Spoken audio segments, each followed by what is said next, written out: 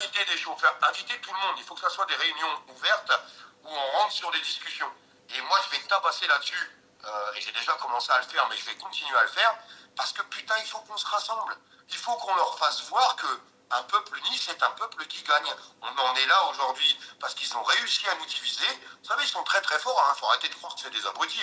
Ils sont très très forts dans la communication et dans la manipulation de masse. Et on voit très bien ce qu'ils ont fait aujourd'hui. Il faut qu'on arrive à concentrer tout ça. Et si je peux aider certaines personnes ou organiser des émissions ou je ne sais pas trop quoi, venez me solliciter parce que je suis là aussi pour ça. Et ça veut dire quoi? Ça veut dire que les gens commencent à comprendre. Ah, complètement. Mais complètement. Je te le répète.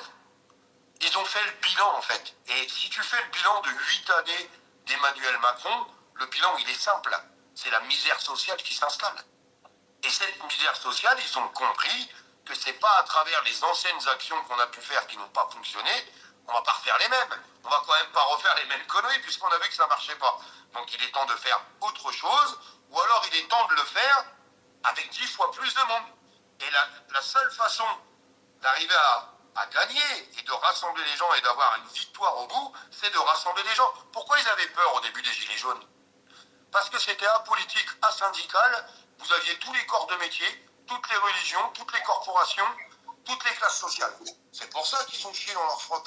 Là, ils se sont dit merde, ils sont en train de se rassembler. Et ce mouvement, ils ne pouvaient pas le contrôler, puisqu'il n'était ni dirigé par des responsables syndicaux, ni dirigé par des politiques. Imaginez-vous si demain, on refait ça x10. Imaginez-vous, si demain, on refait ça x10. Pas avec des voyous, pas avec des bandits. C'est pas du tout ça que je suis en train de vous dire. Avec les gens qui font tourner ce pays. Avec les gens qui vous protègent, avec les gens qui vous soignent, avec les gens qui vous transportent, avec les gens qui vous nourrissent, etc., etc.